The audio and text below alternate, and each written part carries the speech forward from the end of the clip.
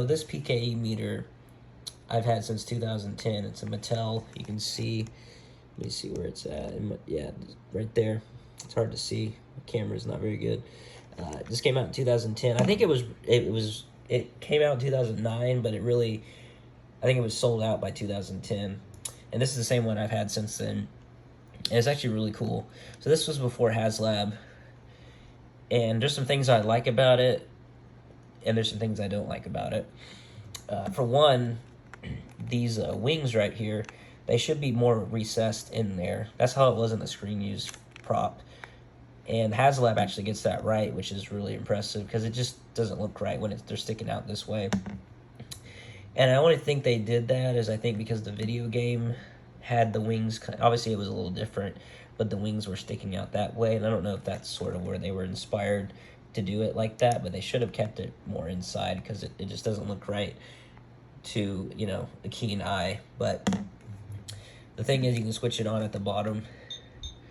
You can switch the different lights. Obviously, I think they just gave you different options. Honestly, I wish they would just show all three lights. But you press the wing, and obviously the HasLab one is obviously the best one in my opinion.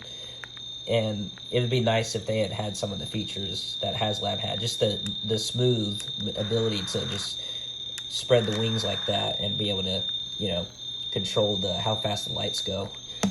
And I think Mattel just kind of messed up on that, but if they had done it again, they probably would have gotten it right.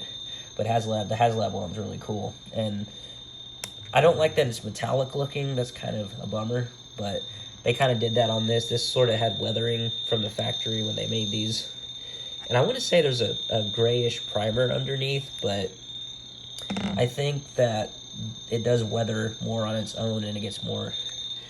And I think I'm right on that, but I could be wrong. You can kind of see there's some of the same type of weathering on here. This wasn't there before. I think it just happened. And obviously, I've used it a lot, especially as a kid. And, you know, and then you press this button and it goes halfway. So, and this is the dial to make the wings go faster, which they didn't do a very good job of making that kind of work. So, and then you can switch between two modes, Ghostbusters 1 and Ghostbusters 2. Somehow they realized the lights go different patterns. So it's primarily when you start it, it's always in Ghostbuster 1 mode. But I thought I'd show that because a lot of people may not have this, but I think the HasLab one is obviously the one that I wish Mattel would have made something similar. So